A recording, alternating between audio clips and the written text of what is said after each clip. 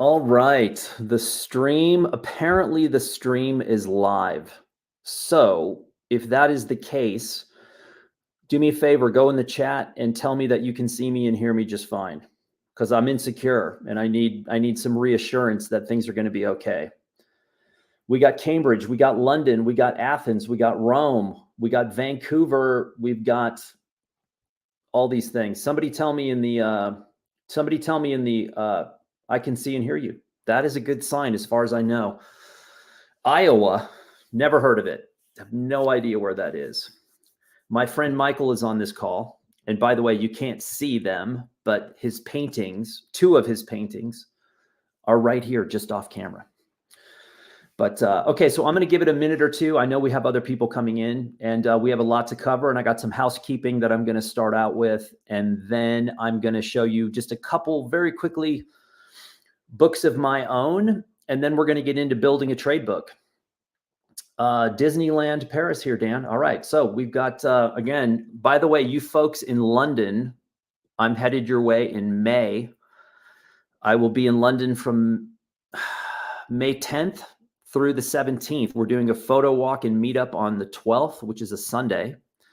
And then I'm also going to do some informal portfolio / book reviews in the lobby of my hotel. So if you want a portfolio and book review, come by.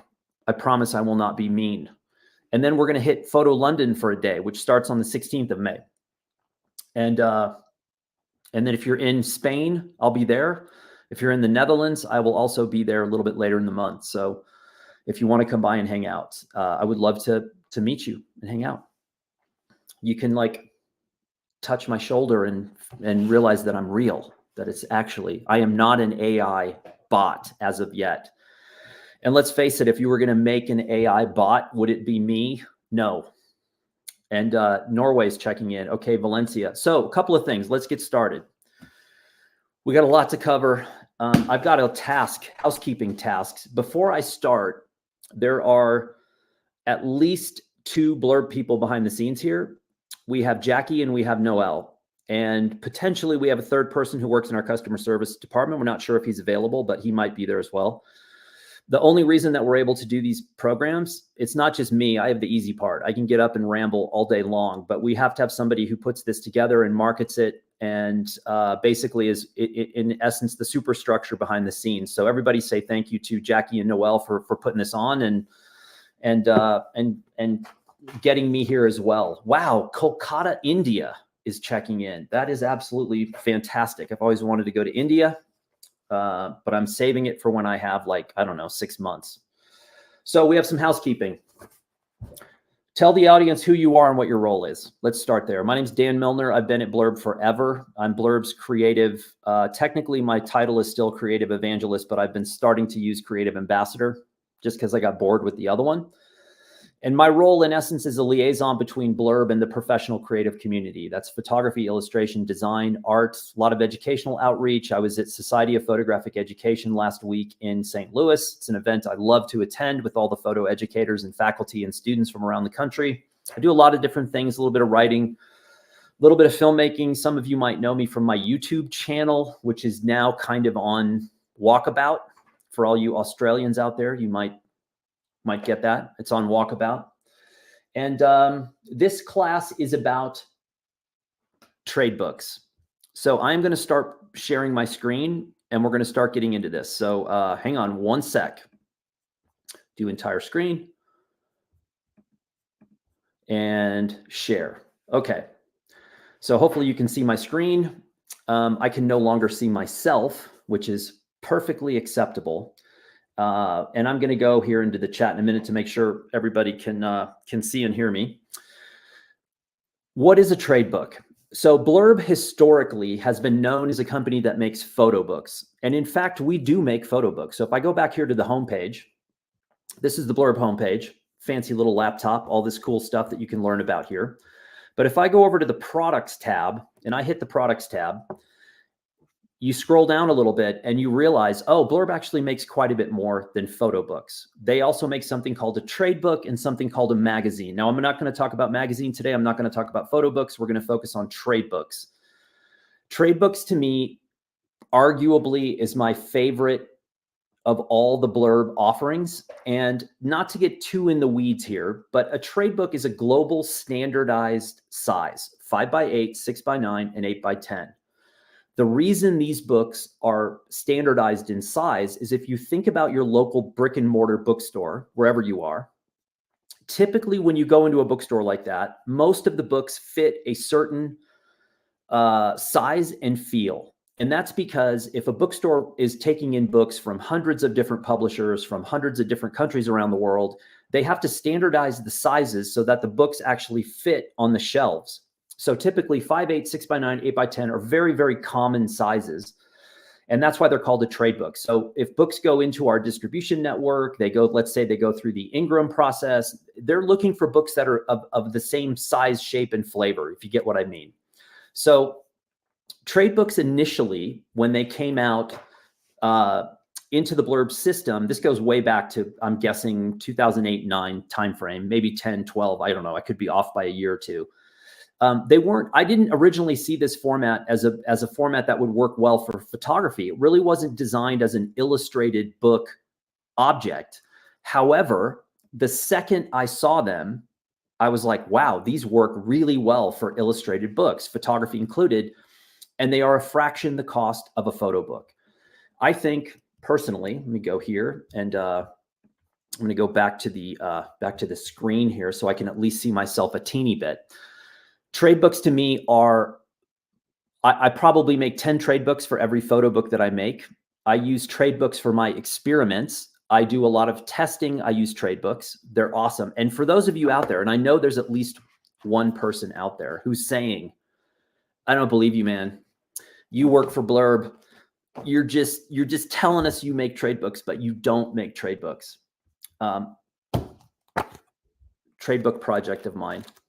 Whoops. Trade book project of mine. I collaborated with another trade book project of mine. My zine project, trade book.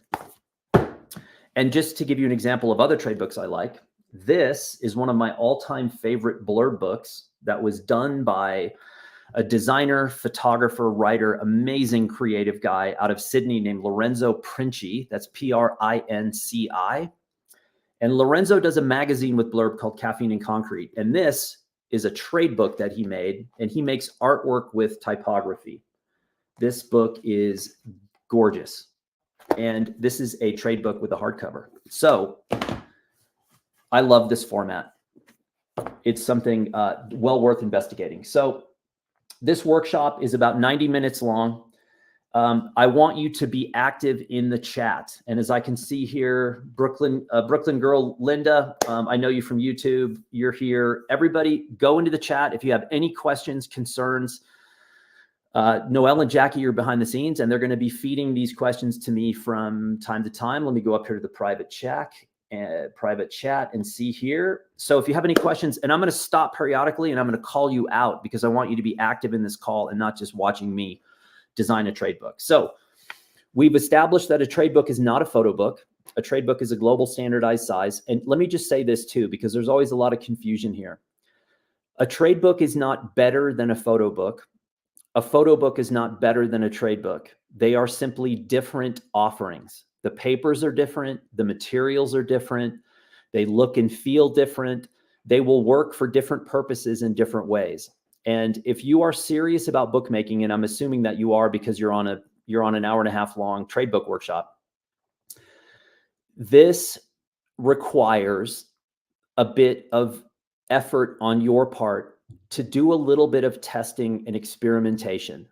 If you think about the creative world in general, let's take artwork, painting. A beautiful finished painting comes through revision. A beautiful photo book comes through revision. A beautiful photo essay comes from editing again and again and again and revising. And the books are exactly the same.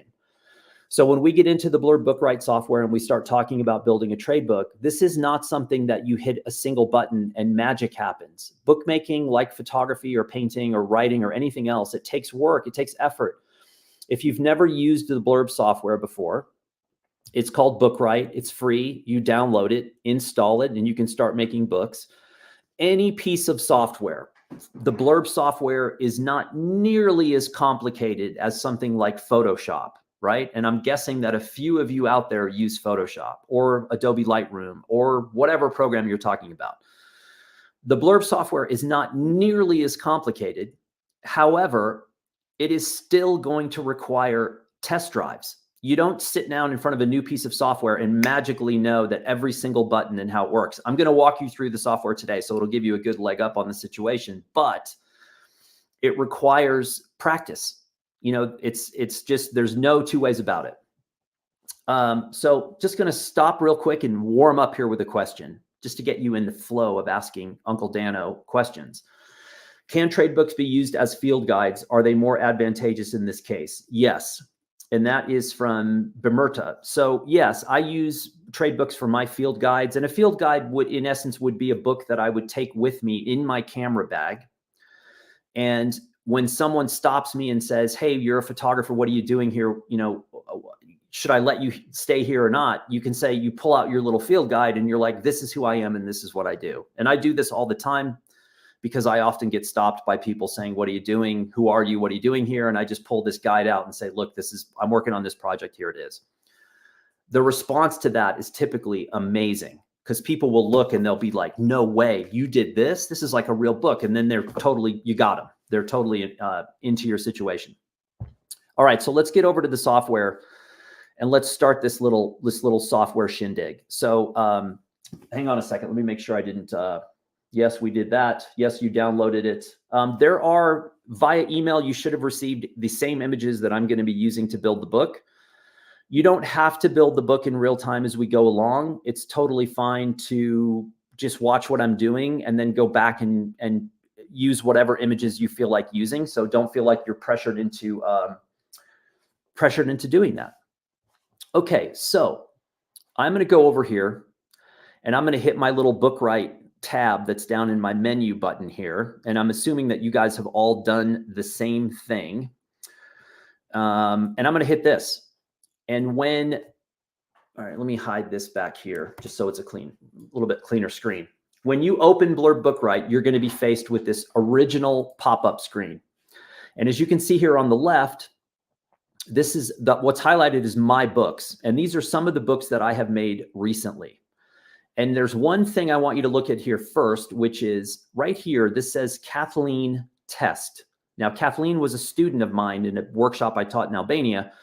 And test, T-E-S-T. Hopefully everybody knows what that word means. Making test books is not arduous. It's not traumatic. Making test books is, number one, essential. And number two, it makes the whole process of bookmaking far more enjoyable because there's no stress. You're just you're sampling, you're testing. No one else is ever going to see it except for you. So do not sleep on making test books, because one of the things that's really hard for me to hear is I often hear people say, I don't want to hit print until the book is perfect. There is no such thing as a perfect book. And if you saw a perfect book, it would probably be boring. It would probably be too sterile and boring. So don't forget to play and experiment. Okay, so this is showing some of the books here. And now if you're astute, you would have noticed that I've already stacked the deck in my favor by making a trade book for the trade book workshop, which is right here. And I'm not going to show it to you now because I'm going to show you how I built it in a minute. So ignore that. Imagine that that's not there. And then you'll think, wow, he did this on the fly. What a bookmaking master. But no, it's not true. So the second tab here is your wall art. And this Blurb has the ability to make individual prints as well. And had I made any individual prints, they would show up right here. But it's also giving me the option of like saying, hey, I want to create a canvas print. I can just click on this and create a print. But we're going to skip that today. The other thing that you see here are book templates that are available for you to use. Now, here's the thing. For some reason, templates get a bad rap. And people are like, oh, I'm too sophisticated. You know, I watch NPR. I can't possibly use a template. You don't have to stick to the template. You can use it as a guideline to get started, take what you want and toss the rest out. So if you've never done this before and you're feeling already overwhelmed, you're like, oh man, I don't know where to start. Just grab a template and start there. Let's go back to my books. Right up above all of this, you see a button called Create. And when I hit on the Create button, you are greeted with this second screen. And I'm just going to go back here and make sure I'm not dropping the ball on anyone. I'm checking in on my, my screen here to make sure. Okay. This screen pops up, and this shows you all of the different options that you have to make at Blurb. As we mentioned before, photo books. We have lay flat photo books. We have magazines, notebooks, which I also love. Any of you know me from my YouTube channel or my Shifter site, you know how many notebooks I make. And look what we have here right smack dab in the middle, trade books. And that is what we're going to focus on today. And is when you click on trade books, you're going to see all the options you have down here below. And remember, global standardized sizes, 5x8, 6x9, 8x10. Of these three, there is no right and wrong. I typically end up making more 6x9s and 8x10s than anything else. So today, for just random purposes, I'm going to choose an 8x10. I hit next. The next pop-up screen is it's reminding me up here of what I'm making, an 8x10. And for you Euro types, centimeters, I have no idea what centimeters are. The metric system is, I don't know, it's wrong. I just don't know anything about it. But I've got inches here. Paper, you've got options. And I'm going to save a lot of you a lot of trouble, because if it was me and I was new to trade books and I was starting out with photography and some writing or some artwork or things like that, I would go straight to the standard color 70-pound white uncoated paper. Economy is fine, but if you have illustrated content, meaning photography or artwork, I think the vast majority of you are going to be happy with the standard color. I think economy is going to be a little bit too much bleed through for you. And I think standard black and white is also a very fun format. But for today's purposes, because we have color imagery, I'm going standard color. And here's the thing. Vast majority of trade books I make are soft cover, as I showed you before. But I also showed you Lorenzo's book, which was a hardcover image wrap. And this is a very rare combination of ingredients. Imagine using the least expensive standard black and white paper with a hardcover image wrap. That's a cool combo. And it's showing you a little photo here of what that's going to look like. And also down here at the bottom, it's showing you your cost. And look how inexpensive these trade books are. 24 pages, even with a hardcover image wrap, is 20 bucks. That's crazy. So we're going to go here to the top. I'm going to go to standard color, and I'm going to keep it at soft cover. Now look at my cost. $9 for 24 pages. That's pretty cool. In essence, my guess, you'll pay more for shipping than you will for the book itself. I hit print.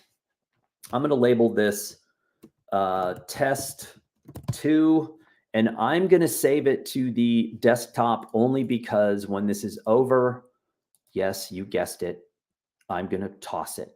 I'm going to toss it. I'll be honest, because I already have the other one built. Ha ha ha. Okay. So now we've gone through the initial setup screens, and now you can see in the background that the Blurb software is open. The interface is open, but I've got one more hoop to jump through, which is, oh, you're going to do some photography. Where do you want these images to come from? I can choose from all these other input locations over here, Flickr and SmugMug and Facebook and all that, but no, I've got my images on the computer. I'm going to select that. I'm going to go to my trade book workshop.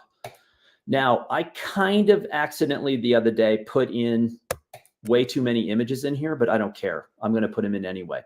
So as you can see, I selected the images for my trade book workshop, and I just hit open, and it immediately imports all of those images into the software.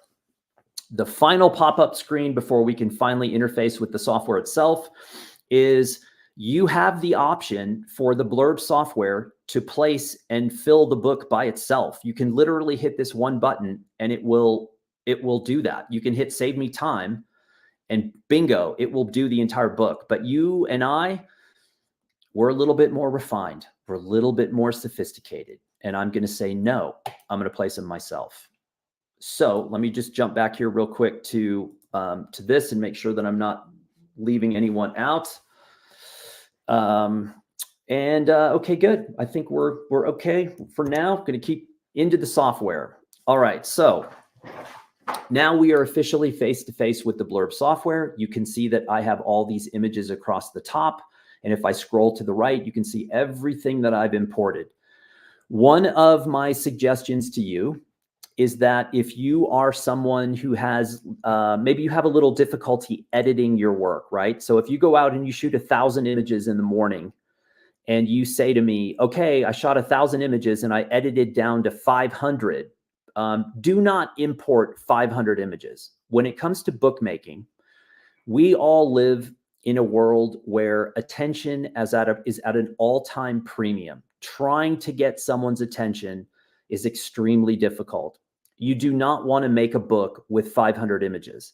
My advice is you do not want to make a book with 200 images or even 100 images. I think at the most, 50 is a good place to start. If you really have a good reason to justifying going somewhere between 50 and 100 is possible, but you have to remember and ask yourself, when is the last time that you picked up a book with 150 images and sat and looked through the entire thing? Now, there may be somebody on this call that does that, but the numbers are very, very low. The average non-photographer civilian simply will not endure that much work. So you want to edit as tight as humanly possible. You want to make a book that is very concise, to the point, exciting, interesting, personal, unique, that shows someone who you really are as a creative. You don't want to deluge them with massive amounts of images. So as we get started here, we're going to break this into quarters. Okay, so the software, I'm going to call this the left quarter here. I'm going to call this the upper left, left center. This is another quarter here in the middle, these three tools. And then over here to the right is our final quarter. And I'm just going to work my way across over here, showing you how all these tools work. But as you can see here, I have on the left, you see all the pages and the cover of what this book is. I've got my cover, back cover and front cover here. I've got my inside cover. And then I have all the pages going all the way down to the end and the inside back cover down here at the end. So on the left, you've got your whole screen. I can also, staying in this upper left quarter, if I hit the plus sign, this is where I can add and subtract pages, and I can add them to the beginning, the end, the after pages, or whatever. I can also trash pages. I can hit the trash can. I can also add my page numbers here. And when I click on this, it shows all the options for page numbers. I can, where I want to place them, what typeface I want to use, the color, the size, the placement, all of these things. But here is my point to you. I do not want to hear anyone say, I know I have to have page numbers. You actually don't. And I'm going to show you in a minute why that's important. You don't need page numbers unless there's a reason to have the page numbers. You don't need captions unless there's a reason to have the caption, because all of this stuff competes with each other on the printed page. So I'm going to show you this as we're designing that you don't necessarily have to do that. The other thing up here at the top upper left is your apply background color. So if I wanted to turn all the pages of my book a different color, this is where I would do it. I would just select a color, and I can even punch in whatever, tone, the codes I have here, and I can change it. I'm going to leave it white for today's practical applications, because if you look at the work across the top here, this does not look like work that needs a colored background. This is dramatic. This is not my work, by the way. These are stock images, but this is dramatic photography. I don't need to add anything to supplement what this stuff represents. It's gorgeous. And so I just need to put it on the page in a simple way to let the power of the work itself control the message in the narrative. So, okay, that's the top third here. The upper left center here is your next quarter. You have guides for designing pages. Some of you will like guides. Some of you might be familiar with other design programs where you can turn guides on, and you can move these guides to align certain things if that's what you need to do. And if you ever need to add another guide, you can click in the ruler over here and drag it in. I'm going to leave those off for now. And then you've also got zoom. So I can zoom in on these pages here if I need to. And I'm going to show you how I use this in a minute, because I do use it quite a lot. If I go just a bit lower here in the upper center left quad, I can hit plus, and I can always add more images at a later date. So what I was talking about earlier, where I would never add 500 images at a time, I would add 25, 30, 40 images at a time. And then if I need to, I can add more. And so instead of dumping them all in at one time, you can do them in segments. I can also go here, whoops, and this will take me out to another source if I want to add images in another way, which we're not going to do today because we have plenty to work with. You've also got all these little drop-down menus here. And this is basically saying, look, we are showing you these files based on these codes, right? So I can either do import new to old, I can do the dates taken, I can search and categorize these any way I want. Typically with me, I'm just leaving them in here because, you know, it's not that many images. I'm going to go, I can sort them pretty easily. Also at the bottom here, you'll notice, and I'm just going to do this, drag this in really quickly. If I took this image in here and I decided I was going to use that image in the book like this, you see how that image is up here now has a border on it, and it also has a little checkbox. That little checkbox and border is telling me that this image has already been used in the book. Now, if it's already been used in the book, I don't necessarily need to see it anymore. So I can go up here and just say, you know what, show me only the images that I haven't used. Now watch what happens. Goes away. If I want to see it, I go back to all, and there it is. So I'm going to get rid of this for now because that is not the image I'm going to use. So are you getting me here? You got these tools here.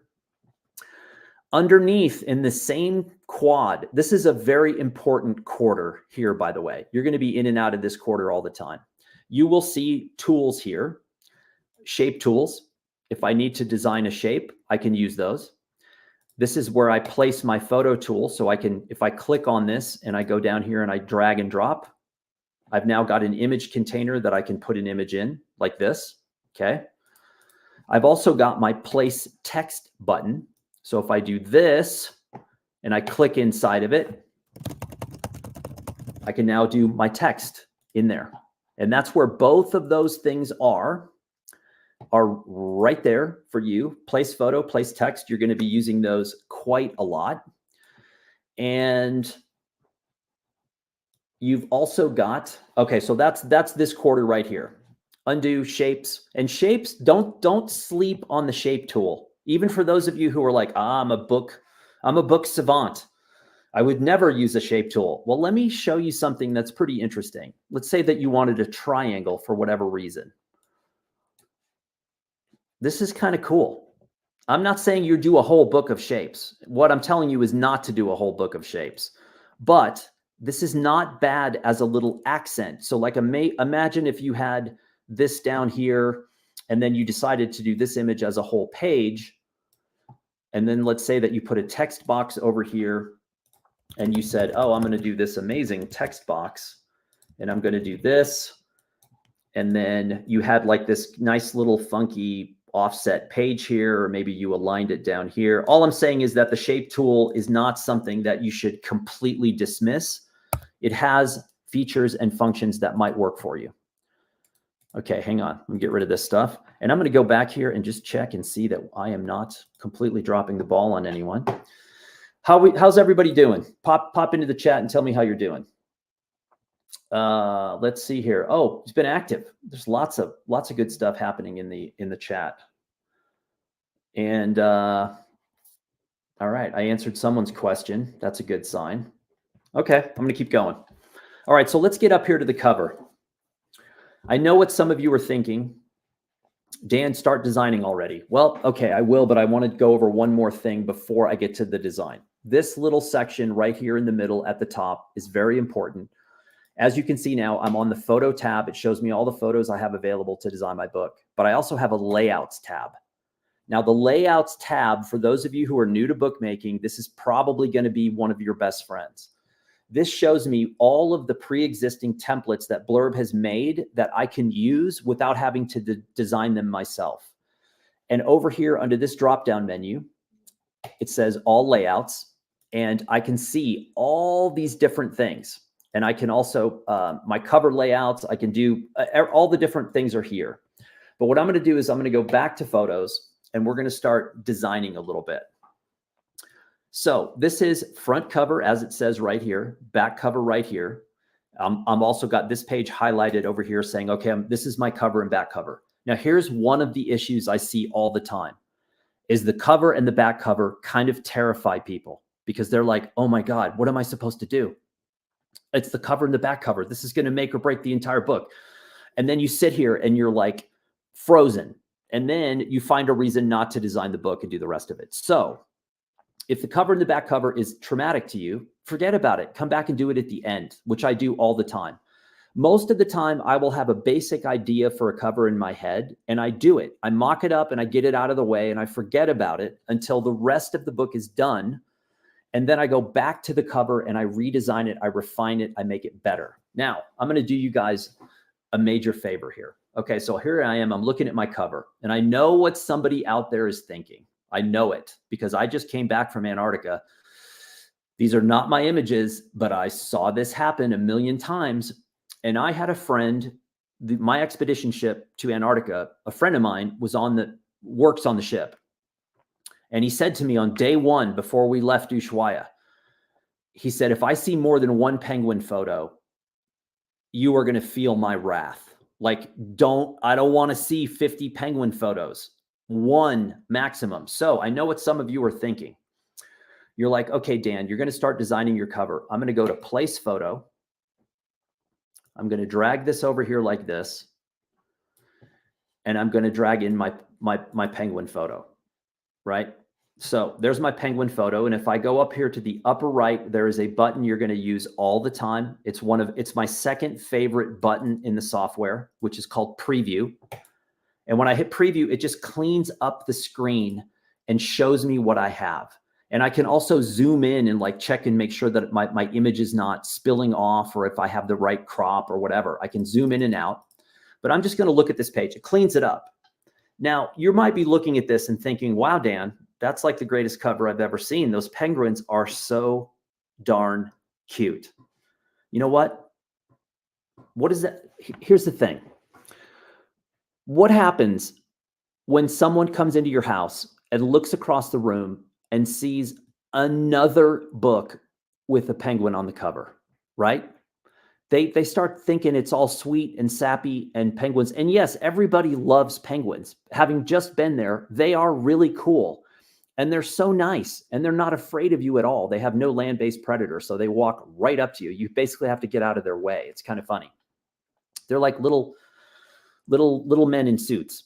And so if you put a picture of a penguin on the cover, it immediately identifies this book as a book. A lot of people will just look at it and say, this is a book about penguins. I know all about penguins. Yes, I know they're cute, but like, I'm not that interested. I've seen 1,000 stories on this. So you have to think differently. What I said before about our attention span is this penguin photo is competing with the attention span of your audience. And I'm sorry, but the attention span is winning. So you have to be a little bit craftier to make something that is a little bit more mysterious, that makes someone look at the book and say, I don't really know exactly what that is, but I'm kind of curious and I want to pick it up and open it. If you can do that, you're winning. You are winning the attention battle, and that is what we're after. So I will ask you to remember what the penguin photo looked like. And now I will ask you to think about what this looks like as a cover. Now, if you look at this quickly, this almost looks like an image you shot out of a plane window, and it looks kind of like a snow-covered mountain range, just enough to like make me hesitate and go, what am I looking at? Is this a snow-covered mountain range or is that water? It is water, but it's slightly mysterious, and there's no explanation on the cover. It's just that image. I'm just saying, all right, here it is. Okay, what is it? This could be a book of portraiture. No one knows. They have to pick it up and open it. So we're going to leave it like that for now. And I'm going to come back to it and embellish this with something in a minute that's going to make it even more mysterious. So I'm going to move down. I'm going to leave the back cover empty for now, because I'm going to put something in there later that's going to appease you who love penguins and think that you have to put a penguin on the cover. I'm going to throw you a bone, and I will put a penguin there, but I'm going to put a specific one that's going to make it a little bit more interesting. So now I'm moving down and I'm getting into the essence of the book. But when I go back to this title, when I go back to the cover, The book needs a title. It needs something to hook people in. If it's a portfolio, it could be photographs by Dan Milnor, or it could be Dan Milnor's portfolio, or it could just be portfolio. Yeah, I'm trying to put a title, something, a name that gives people a reference of what we're looking at. So I'm going to go down here. I'm not going to do a portfolio. I'm going to do a story. I'm going to do a book, but I'm also going to make it a little weird so that people don't really know what's happening. So I'm going to go up to my place text button, which is right here. Click on that. I'm going to come down here and I'm going to do a text box. I'm going to click in here. I'm going to type the letter S. Okay. I'm going to select it. I'm going to go over here and I'm going to say, okay, I want this to be 500 points tall. I do not like this typeface. So I'm going to go up here and I'm just going to choose the first one because this is a test, only a test of this system. So I'm not going to waste a lot of time here. Go a little bit even bigger. Now I've got this giant S in this box. I can move it wherever I want. And you see how it disappears when you get it off the page? Well, guess what? I kind of like that. I'm going to go here. I'm going to move this down a little bit. I'm going to move this over and up, and I'm going to let it bleed off a little bit. I'm going to go to preview, and that's what my page is starting to look like. I kind of like it. I like bleeding this off. And obviously this is saying leave this page blank. There's not going to be anything printed on it. So I kind of like that. Go up here. I'm going to move it a little higher. Now I'm going to do another text box down here, and I'm going to add the rest of the title. Okay, and I'm writing it in. You can't see me writing this in, but I'm going to just do this, and I'm going to select all, and I'm going to make this much, much smaller, 14 point. So what the title that I came up with, the fictitious title for this project, is called Songs of the Southern Ocean. Okay, so I used the S, the giant S, as one piece of text, and then I put the rest of it right next to it in a little text box. So when I hit preview, now the page says Songs of the Southern Ocean. Now, again, we're moving quickly here. This is not completely refined. Nothing in this book will be completely refined. I'm just trying to give you an idea of some of the things that I would consider doing if I was mocking this up. And let's remember that the important piece of this puzzle so far is that we're not making a photo book, we're making a trade book. We're making something that's $9. It's incredibly affordable. It's soft cover. It's going to look beautiful. You are not going to break the bank in making this thing. It's going to be fun and effortless, and the fun should be in all caps. So many people get stressed out about doing this stuff. This should not be stressful. We have plenty of things in our lives that are stressful that we have to deal with. Bookmaking should not be one of them. So, Songs of the Southern Ocean. That's my intro page. So when the person opens the book, they're going to be confronted with this and say, "Oh, Songs of the Southern Ocean. That sounds interesting." But I'm going to go back to the cover.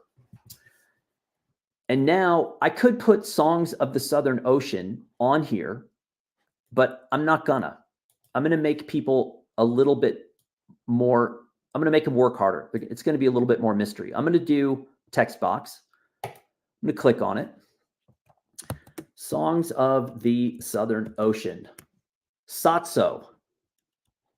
S-O-T-S-O. Songs of the Southern Ocean. I'm not writing it out. I'm just putting Sotso, and I'm going to select it. I'll use the same typeface just for fun. I'm going to make it a little bit bigger. And now, just to make people work even harder, I'm going to change the color.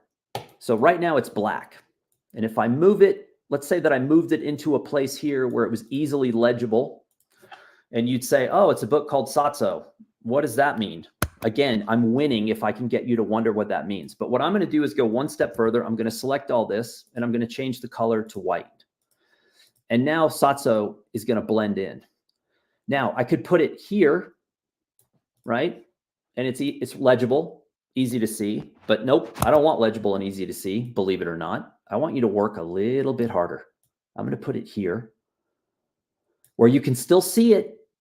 And maybe I make it a little bigger. Let's just for the argument's sake, we'll do 48, right? Just for fun. I'll put Sotso here, where part of it is pretty easily readable and legible, but part of it isn't. And Sotso doesn't mean anything to me. So if I saw this book cover and I saw Sotso on the cover, I would be like, I have no idea what that is. What does that mean? And again, the fact that we are having this conversation, technically, I'm the one doing the talking, but you're out there listening. If you and I are sitting here having this conversation about what satso means, and none of us know what it means, the artist is winning, because we're talking about the book. We're talking about not knowing what this is, which means, what do you think is going to happen? Someone's going to say, well, open the book, like open it up and take a look. Whereas again, if I put Mr. Penguin on the cover, odds are not happening. So again, not super refined here. We're just moving forward. I'm going to keep going and sort of show you some of the things that I would consider when I'm doing a book like this. So again, cover, satso, intro page, Song of the Southern Ocean. Now I kind of want to hit someone with an image that I think is powerful, representative of me as a photographer, easy to read, standalone power photograph. So as you can see here, we have right and left-hand page. One of the really fun things about photography and making books is that you have the ability to, and I don't see the image I'm looking for. That's odd. I'm going to have to go back and maybe find it, look in my folder again. So I'm going to go down here. I've got this pages here, but what if I want to do an image that goes across both pages, right? That's a pretty common thing in photo books. If I go to layouts, you'll see this drop-down menu here that says all layouts. This shows everything that I can do. And this goes all the way across, by the way. It's like quite a few things, but the drop-down menu simplifies it. Spread layouts, 1 photo, 2 photo, 3 photo, 5 photo, all these things. If I catch any of you doing a 5 photo spread without good cause, I will find you. I don't want to see this. This is not good. This is amateur hour. For the most part, there are reasons to use something like this, but boy, you need, it's really not good. I really don't want to see that. I would much prefer to see you up here in the 1 to 2 photo maximum. But spread photos are pretty fantastic. So look at this. This is what they call a 4-way bleed. If I drag this down into the software, you can see the orange container around here. This image is going to now cross both pages. So if I go back to photos, and I'm going to go out here and just look for this image, because I can't believe that image is not in the folder. Oh, there it is. There it is. I'm going to bring this one in. File already exists. Please rename the file. That's interesting. Did I look right past it? Oh, there it is. Yep, my fault. My bad. Drag this in. Look at that. That's pretty easy to read. That's dramatic. It's simple. It's powerful. It's clean. That screams Antarctica. So I'm going to go here. But here's the thing about the bleed. I'm not exactly a huge fan of an image bleeding completely off the page. It's fine. It's not my favorite thing. So I'm going to get rid of this. And I'm going to get rid of my spread that I used right here. And instead, I'm going to go to place photo. And let's see, place photo. And I'm going to go here and I'm just going to draw in a photo box that goes to the edge of the pink area, which is the print safe area, which I'll get to in a minute. Print safe. And so now if I go to photos and I drag in my icebreaker image here, now look, when I hit preview, I've got a little white border around the outside. I really like how this looks. I love the little white border. So I'm going to keep this.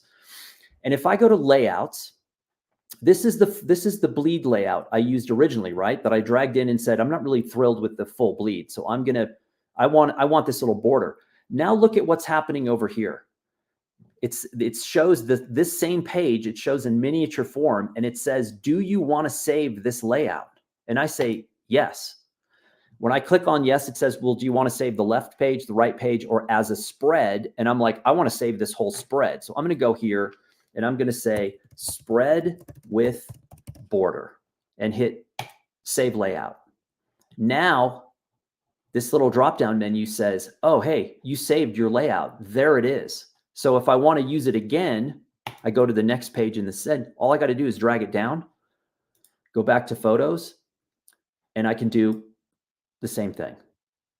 That's pretty cool. That saves you a ton of time. And the essence behind that point is you can design your own templates. You can do whatever you want. So, okay, let's just recap here. Cover, First page, I would probably add another element in here. It's a little bit light, but you get the idea of using a nice oversized serif letter and then, you know, a little type play action. And then you've got a single, you know, powerful opening spread. Now, what's interesting about this image, and I'm going to go back here and make sure everybody's happening here in the, we're all good, right? Everybody tell me in the chat if you're all good.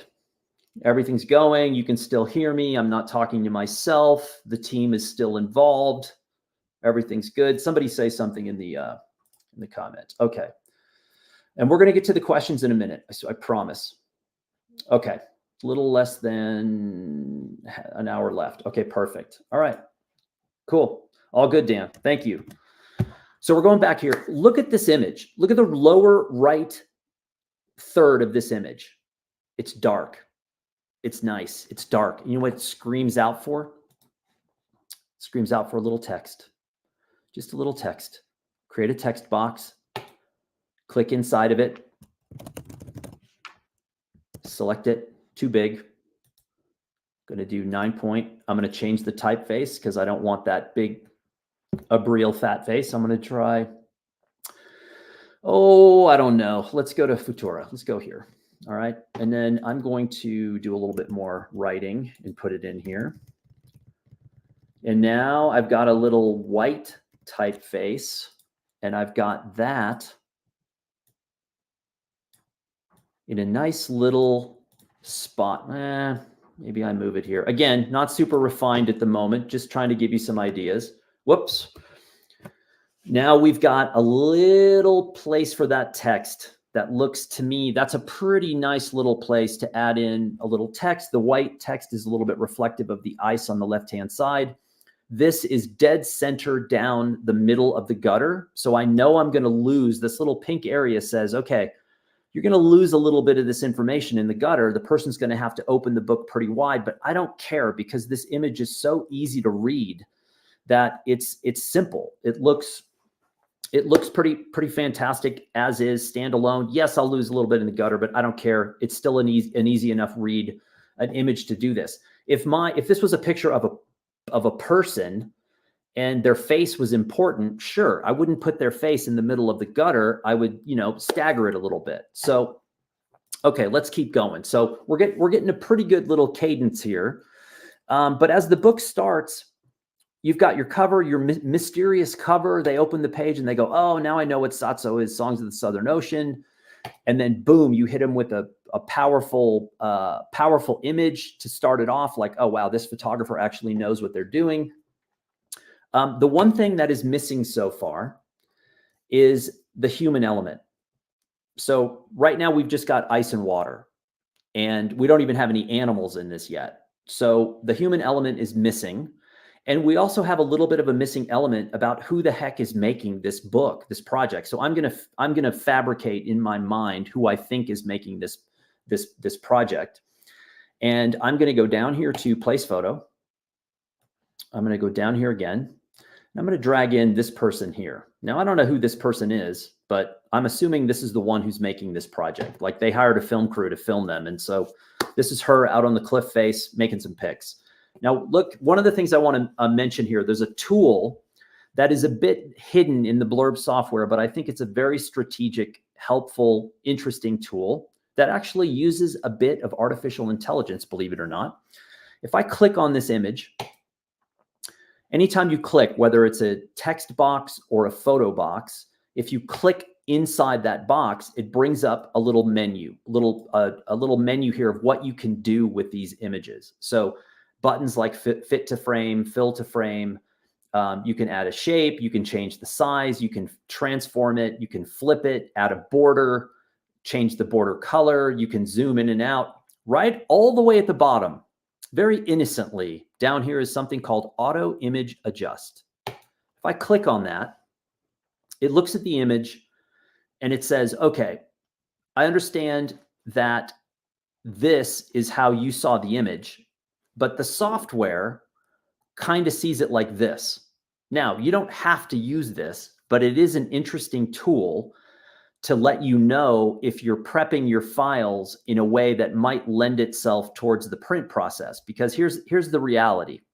A lot of us sit in front of our monitors with the brightness turned all the way up.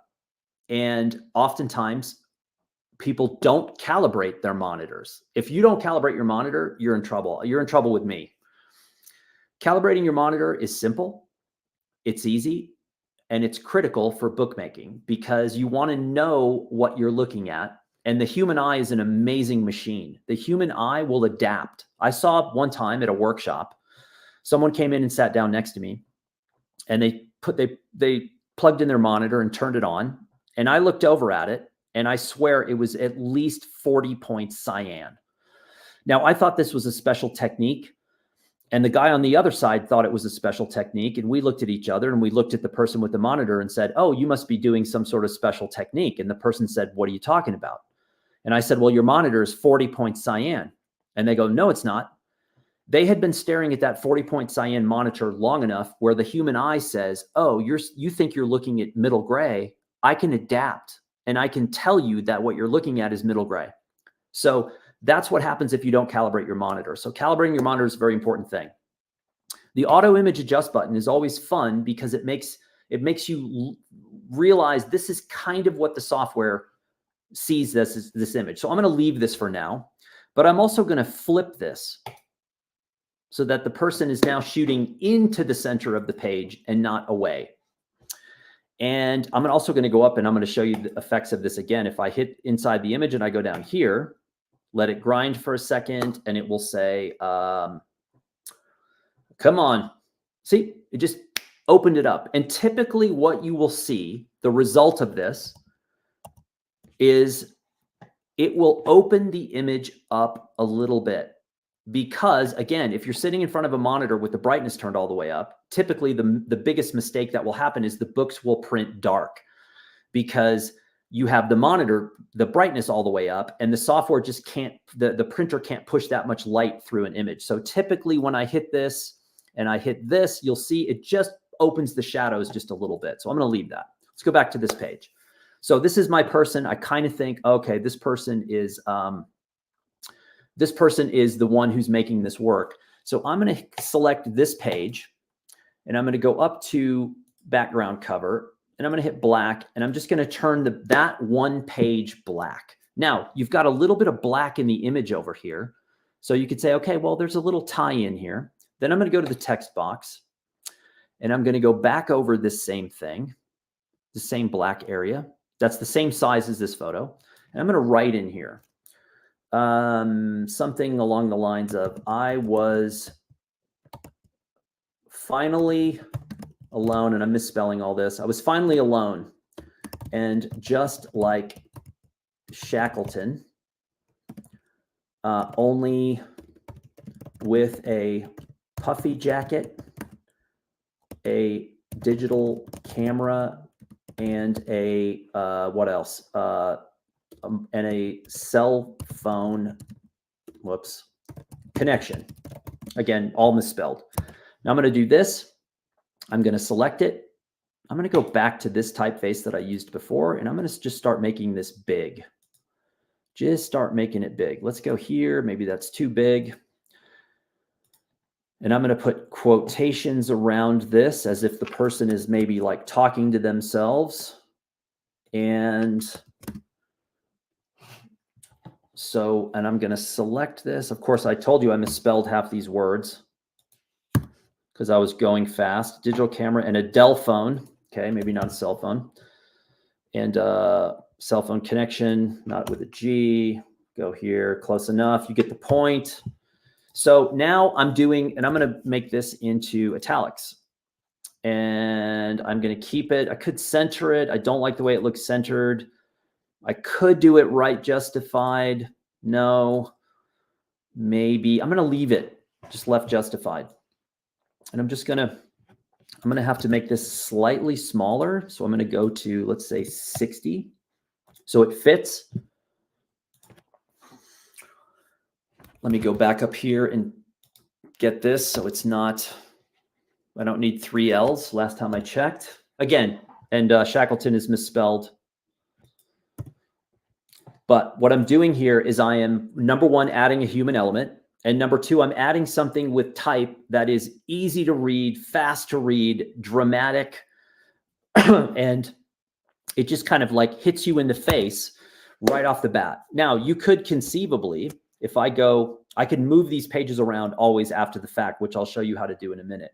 But I'm just going through, just trying to give you a couple little ideas here of how you could think about this. So again, I've got nature, and then I've got a human element. And so I want to continue to bounce in and out of nature and animal versus human element. So if we go to the next spread, we just slowly start building. And again, you can see the images that I've used in this magazine so far. And I'm just going to keep plugging. I'm looking at these images and saying, okay, what's next? What can I build into this that will be be interesting enough for me to keep someone's attention? So this is important. The next spread, I say, okay, I want to hit somebody with something really powerful. I'm going to go back to my double truck across both pages. I'm going to go to my photos, and I'm going to go to this. Boom. I click inside the image. I go down to image enhance just to see how the software might view this image. It looks a little muddy to me. It looks a little dark, a little muddy. So yes, this pops it open a little bit. So I can go up here and say, okay, that's a pretty simple spread. Now, this is where what I mentioned earlier, when people say, I know I have to have page numbers. I know I have to have a caption. You don't.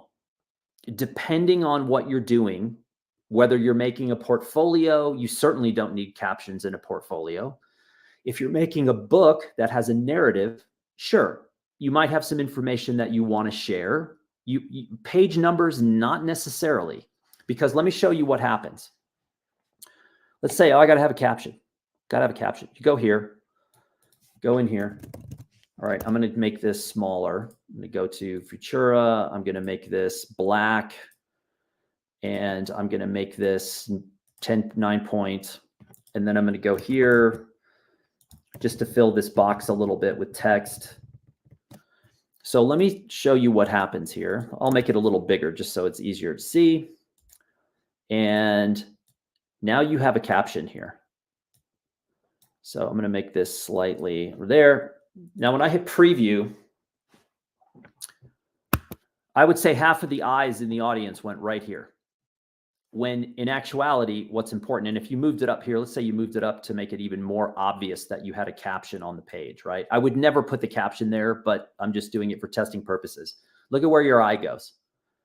Most of the time, your eye is going to go straight to that caption, and it's going to go away from the primary subject matter on the page. And that's a problem. You've now introduced two elements instead of one. Now you're telling the viewer, I need you to work twice as hard on the same page.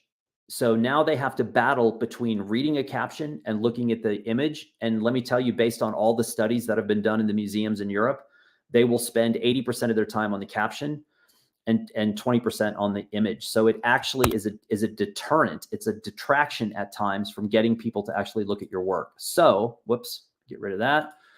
If you have to have captions, then do an index in the back of the publication, where then you could do a page number and say, okay, all the page numbers are going to coincide or connect with an index in the back that will then give you the caption information. And by the way, if you're a photographer out there and you think you have to put the kind of camera equipment you used, definitely, if you feel like you have to do that, which is not really the only people that would put the camera information in are kind of like amateur photographers who are making something for other amateur photographers, because the public doesn't care what camera you used. So, but if you feel you have to do that or you want to do that, put it in the back. Here's another question. I'm gonna jump back to this and I'm gonna ask you guys a question. What happens when the average person?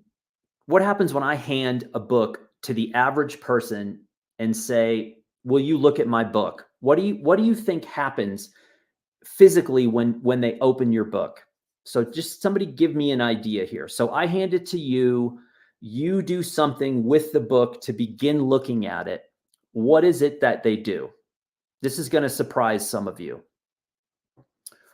Is somebody go in the chat? Yes, Paul Shapiro nailed it. Paul, I know you've nailed it because you've been watching my YouTube channel and I've talked about this 500 times. Most of the people in the world are right-handed, and they put it in their left hand and they open it with their right, and they open from the back of the book, not the front of the book.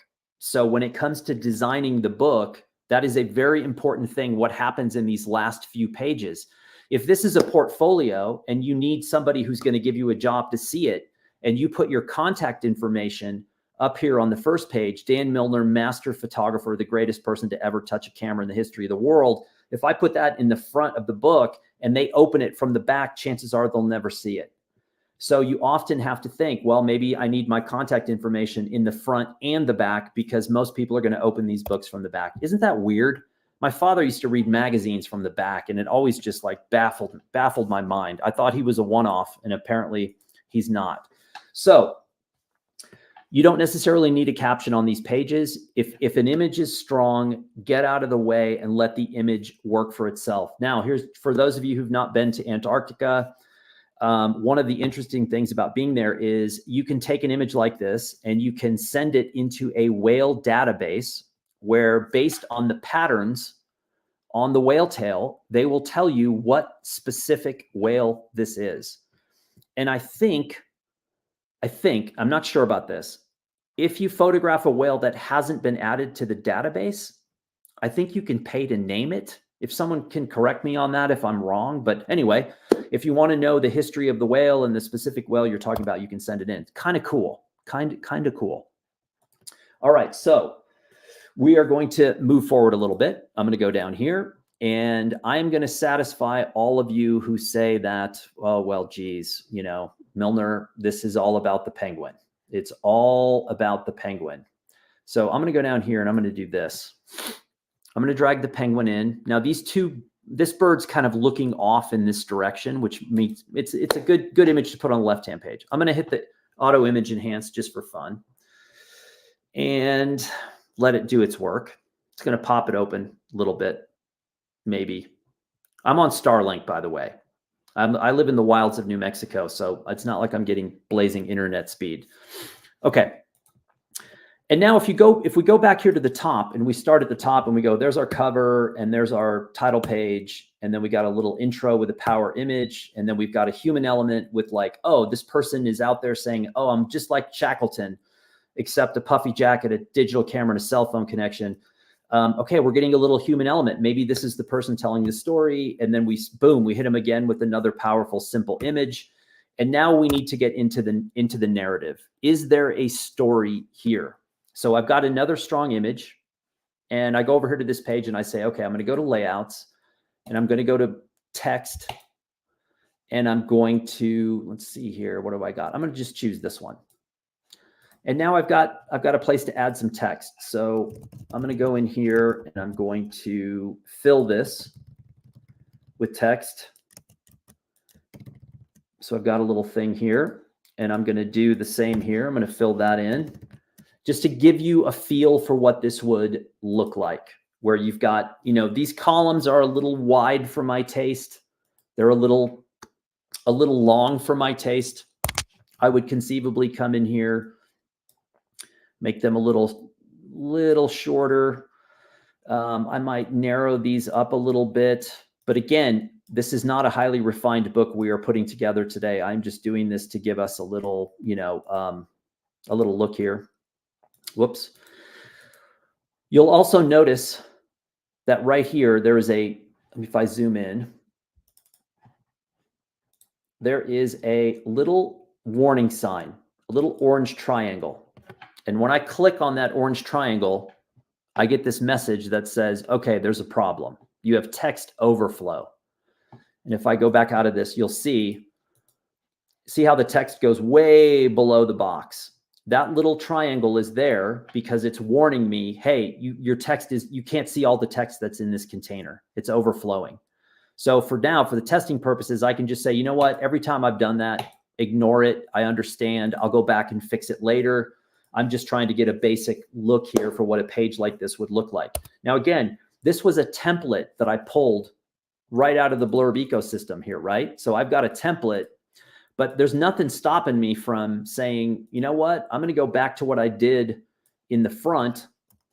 I'm going to put a giant S in here, and I'm going to make this like a 500 size. And I'm going to put this here, and I'm going to go here and send it backwards. I can add this in. I can move elements, add elements just to spice up the page a little bit. I could conceivably do what I did at the front and sort of blend this across. Again, not that I would keep the page this way, people, but what I'm saying is you can just continually add and subtract elements if they are adding to the story itself. So one of the buttons that's kind of interesting to play with is there's a button. If I click on this box right here, there's a little button here. You have a whole options here that allow you to place something at the bottom. You can center it, put it at the top. There's also arrange. And when I hit arrange, it says send backwards. So there is a way to sort of work with layers inside of Blurb BookWright. It's not super sophisticated, but occasionally it works well. You could also, if I clicked on this same thing again, let me go back out to this main box here, this big S. If I went into this S and I said, okay, I'm going to select this, choose a color, and I go to like almost white, but not quite white. And I go here, I can then put it in the background without losing legibility on the main typeface, the main story. So again, we're just building little spreads here. I'm going to keep going. I'm going to do one more thing that I think is interesting, and then we're going to go and look at something else. I'm going to go to photos. I'm going to say place photo. And now I'm going to do what I've always referred to as an editorial style image, which is an image. I'm going to go all the way up, bleed it. I'm going to go here. I'm going to go across the gutter, but not all the way. I'm going to drag this in. I like this image a lot. It's a human element. There's a little action. You've got the wake from the Zodiac. You've got a human element in orange popping off of this basically neutral black background. You got a little bit of choppy seas. This is like this is a good pick to me. This is a solid. I shot a lot of pics of people in Zodiacs, but this one, this, again, not my image, but I like this a lot. And then I'm going to go down here and I'm just going to place a little text box, maybe a little caption box here too. I'm going to select this. I'm going to turn this back into black typeface. I'm going to go to 9-point or 10-point type. I'm just going to fill this in a little bit. And whoops. I'm just going to put this down here. And then I can just move this however I want. That's what I always refer to as like an editorial style page where you have an image running across the gutter, but it's not the full way. I've left myself space to add a little bit of caption. If a caption is essential, I think this works. And also I'm bleeding this image. I'm not giving it a border. I'm letting it run off the page. So yes, you can blend pages that are bordered like this with pages that are bleeding like this. That's totally fine. I would look for consistencies. So if your single standalone images with no captions and no page numbers or nothing are bordered, I like the idea of continuing with that. And then the images that do require a bit of explanation or a caption are done this way. Then even though you're using two different techniques, you're keeping consistent throughout the publication so that there is a rhyme or reason. When it comes to typeface, I would not use more than 2 typefaces in a publication. At the very, very most, I would use 3, but 2 is a safe place to start. There is something called type hierarchy. And I'm going to go back here to the chat and ask someone who knows what type hierarchy is. Someone knows. If you've been on my site or my YouTube channel, odds are you're going to have the answer to this, but it's really important. And it's funny. It works on human psychology more than anything else. All right. I'm not going to take any more time. Type hierarchy means if I use a typeface for a caption, and I use a different typeface for the body of the story, when my brain sees the typeface that's used for the caption, it automatically assigns that typeface for captions for the entire publication. So whatever typeface you used for that first caption, you want to consistently keep to it, because the brain says, oh, I know when I see that typeface, I'm supposed to be reading a caption. And when I see this other typeface, I'm supposed to be reading the narrative, the story, the body of the work itself. That's called type hierarchy. And you want to establish that. And I think that's why using two typefaces, one for the title and subtitle, one for the body copy, that's kind of a safe place to be. So anyway, that's type hierarchy. Let's go back to this. We've got this.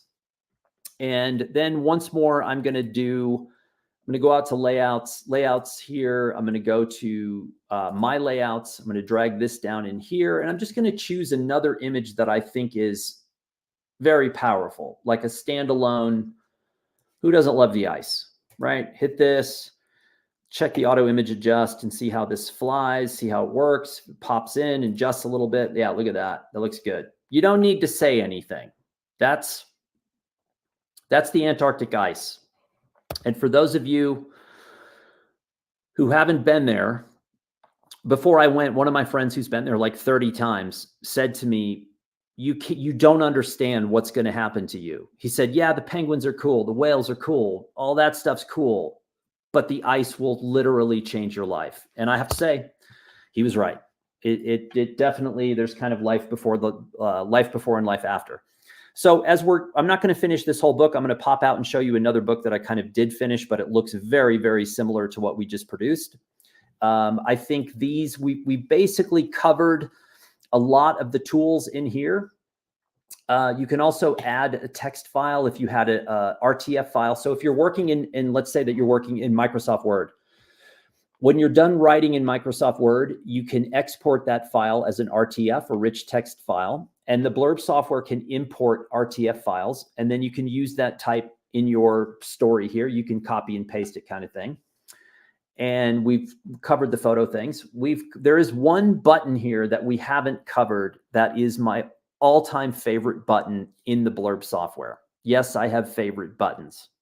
Down here, all the way at the bottom. A lot of you might look right past it. Don't look right past it. It's called Manage Pages. You hit Manage Pages and look at what pops up. My entire publication.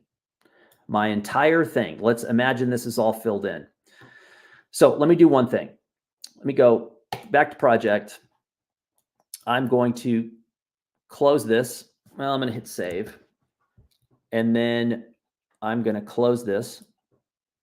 And I'm going to go back to the first book I made, which was the test book I made yesterday, which, as you can see, looks very similar. There's our Satso, but look at what I did here, people.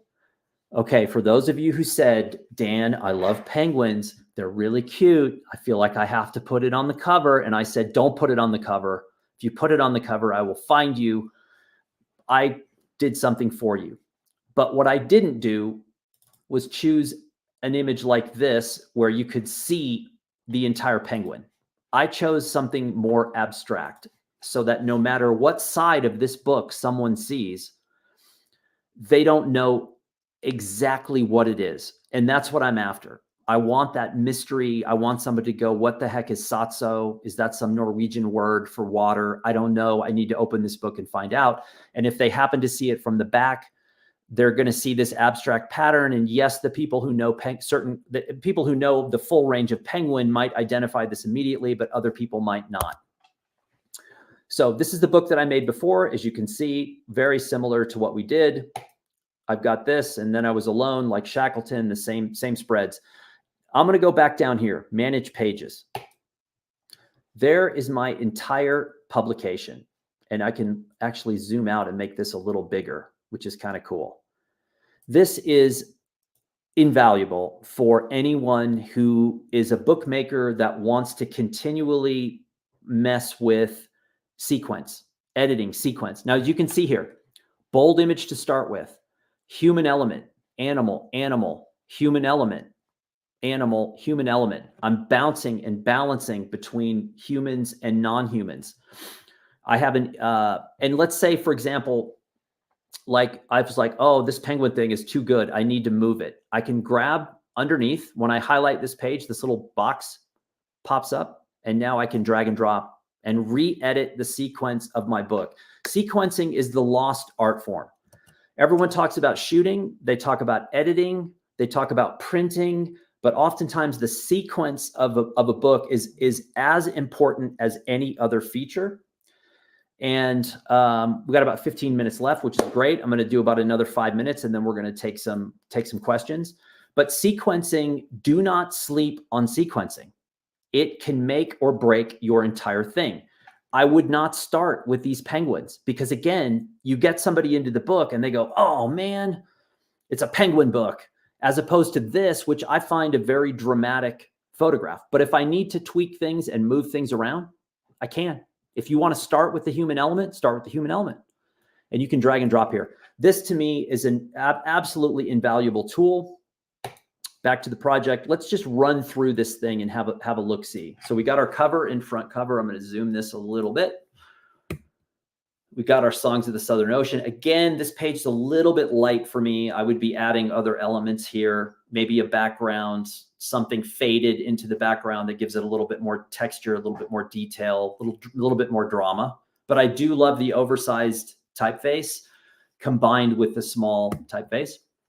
Single dramatic, little human element with a big, this is called a knockout quote on the left-hand side, where you're taking a quote from someone and displaying it dramatically, much larger than any other type on the page. And I also think it's funny. I think humor is sorely lacking in a lot of the photography projects I see today. So a quote like this, which I made up, you know, and then I was alone like Shackleton. This reminds me of the scene in Walter Mitty where he's at the top of the mountains and he says, I'm, you know, finally alone. And then he runs into the other photographer in the middle of nowhere. Puffy jacket, mobile phone, digital camera, and internet connection, which is odd because that was me in Antarctica. You think you're on this crazy expedition, but you know, the guy next to you has a sat phone and he's, you know, using it to get on TikTok kind of thing. Simple, strong. If you're a really good designer friend of mine told me 25 years ago, if your work's good, get out of the way and let the work speak. Now we're into the body copy. And oh, by the way, if we go back to this page just for fun, that you can, let's say that I create a photo thing. I can always do little accents like this. And then you can put little borders or boundaries on a page. You can always do stuff like that. But now we're into the narrative. And as you can see, what I did not do, and this is a really important point for people, I did not make one column of text that went the entire width of the page. Books typically don't do that. You don't put text that goes all the way across the page. You put it into columns. It's much cleaner and it's much easier for people to read. So we go here. I love this particular version of the book. I didn't use a bleed. I used a border, but I think I like the bleed version maybe better. I don't know. I'd go back and forth, make some test books. Single strong image, get it out of the way. You may look at an image like this and say, oh, this is nothing. The human element is important, but here's the other thing. What's happening in this image will not be happening long. It's really not happening now, is you don't touch the ground anymore in Antarctica. So whenever no one's laying on the ground, no one's sitting on the ground, no one's kneeling on the ground, you don't touch anything on the ground. So this is, to me, when I saw this photo, I was like, oh, this is a historical image because this represents the old interface with Antarctica and not the new interface. So it's kind of interesting to me. But again, simple, easy to read. This is a strong, dramatic scene. You don't need a caption. You don't need a page number. Just get out of the way. A little bit more text at the end. I've got a penguin photo on the left that's facing into the page that leads the viewer's eyes right over to the copy that I want them to read, that I need them to read. Again, glaciers are retreating. This is a great historical photo. Another human element photo. And then I'm ending with this. This is my ending photo. My assumption is they're taking an Uber from Ushuaia back to the United States. That's my best guess as to what they're doing in that. And again, manage pages, drag and drop, do whatever you want. So that in a nutshell, when I'm done with this, I think everything is great. I hit the upload button on the far right. I enter the subtitle, my author's name. I can get a free ISBN number, or I can use my own. I title it and I hit apply, and the upload process begins. Depending on your Wi-Fi speed, the book will upload. It lands in your author page at Blurb, which is where you control the life cycle of that book. You can make it public or private. You can mark it up. You can decide to sell it or not sell it. You can offer a preview so that people can see specific pages you want them to see. That's how the process works. So that is how you make a trade book in BookWright. So hopefully, I see people talking about Alex Soth and Gilles Perez. That's a good sign. Alex Soth has apparently I've not been on there, but I do like his work and his books. He has a YouTube channel that actually talks about real photography and bookmaking, which is fantastic. And Gilles Perez is one of my all-time favorite photographers who I got to meet a few years ago. Went to his studio, had lunch with him, gave me a little window into his life. And by the way, his books are phenomenal. Every high-level professional photographer I know, regardless of genre, on the commercial side, that is, portrait wedding folks are not necessarily as driven by getting a book deal. But anyone who's in the commercial world of photojournalism or editorial, fashion, commercial advertising, getting a book deal is one of the most important things that you can have happen in your career. Typically, it is far more important than any of the sort of noise that floats around your career, because it is a testament to quality of work and the idea that you can produce bodies of work consistently. So let's take some questions here. We got 10 minutes left, and we got a lot. Let's see. Dan has a trade book. Oh, this is a good one. This is from Alex Metcalf. You're gonna love this one. Has a trade book ever landed you a paid gig? Now, Alex, I don't know if you know me or not, but not only has it landed me a paid gig, it landed me a year of paid gigs. I got hired by someone who saw some of my little trade book experiments and said, I want to hire you in my world for what you're doing in your world, which was shooting stills and doing audio interviews and things like that. And so, yes, it is. And frankly, Alex, I'm not looking for paid gigs. I stopped working as a photographer in 2010. I worked full-time for Blurb. So it wasn't something that was on my radar. I wasn't trying to get a paid gig. He just saw the books, asked me if they were mine. I said yes. He pointed to his team members who were standing around, and he pointed at me and said, that's the guy we're going to hire. And I was like, what? No, you're not hiring me. And then I ended up doing a year of work for him. So yes. Okay. Andrea, let's see here. Okay, apart from the size and quality of paper, which was 70-pound standard color is what I recommended, when should we choose a trade book over a photo book or notebook when we want to print text, story, and pictures? Think about this, Andrea. Think about making a specific object for a specific audience at a specific price point. So if you did a photo book and it's costs you $80, maybe your mother would buy one, but a stranger may look at that and say, I don't have $80, or I like her work, but I can't afford $80, or I don't want to spend $80. But imagine if you had a second version of that same thing, but it was $22 in trade book form. Now, all of a sudden you're making the photo book for one audience and the trade book for another audience. Maybe there's even a magazine that shows the behind the scenes of the project, and that's a third object at a different price point for a different audience. So you really have to determine what your end goal is and what your audience is willing to pay, and then you build an object that fits that.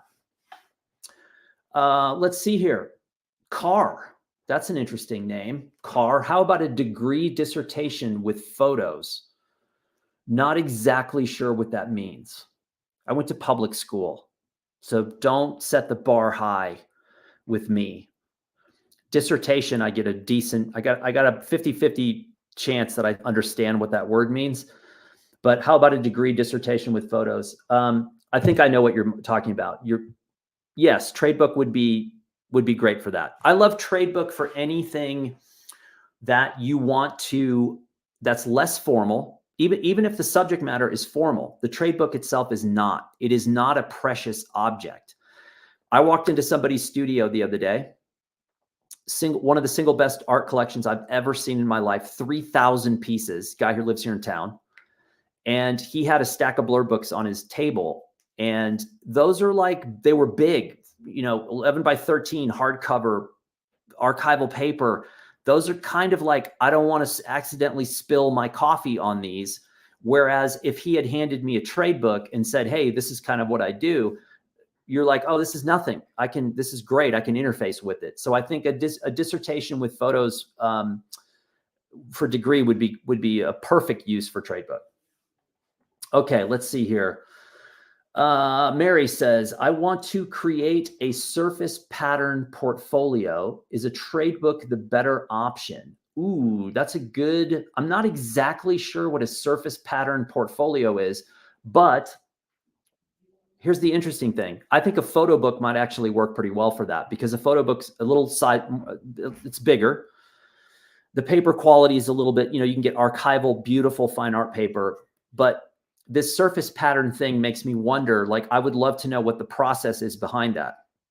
So a trade book as a companion to the photo book, that not only the trade book will not only show the work, but it would also show the process behind how you do what you do. That is a really interesting idea to me. So I think using both of those in tandem would probably be the best for that. Okay. Car, again, concerned about the paper quality. Don't be. The average person does not care. They just do not care. The only people that you will ever see do this with paper and hold it up to a window and go like this, the only people are other photographers, and that should not be your audience, right? If you're trying to put something out into the world to a civilian, they do not care. I printed 2,000 copies of each of these. These have some of the best photographers I know that I published inside of here. This went out all over the world. Not one person that was in these publications, not one person that looked at these trade books said, gee, this would have been better if you used fine art paper. It's not, because you got to remember, it's about the imagery, it's about the design, it's about the presentation. All of these papers are fantastic. And that's true really across the board of any brand, even outside of Blurb. People are not typically using junky papers anymore. And the rub to that is, even if somebody does make a junky paper, there's probably a really cool application to use it. So I wouldn't be worried about the paper or poundage. Like in the past, I've had a few people say, well, it's 70 pound, but if it was 80 pound, I would use it. That's not, you just build to what a platform offers. That's the smartest thing you can do, whether it's Blurb or not. You build to what the platform offers. Hang on here. Okay. We are running out of time. We could spend all day here talking about answering questions, and there's a ton of stuff. This is going to be recorded and released on Blurb's YouTube channel. So if you missed it today, you can email events@blurb.com. And we appreciate you being here. I know that everybody's life is busy. This is a 90-minute presentation in the modern era, is a little bit unheard of. So you might have to ingest it in segments, but I appreciate you being here. Again, any questions, email events@blurb.com. We're going to continue producing these kind of events. And, for those of you who know me through other channels, you can always track me down and ask me questions there as well. And I can, let's see here. Also, interested, I can't see the chat. Okay, let's see here. Okay, I think we are at time. And again, appreciate you being here. Some of you I will see in Europe in the coming months, hopefully. And thanks for everything.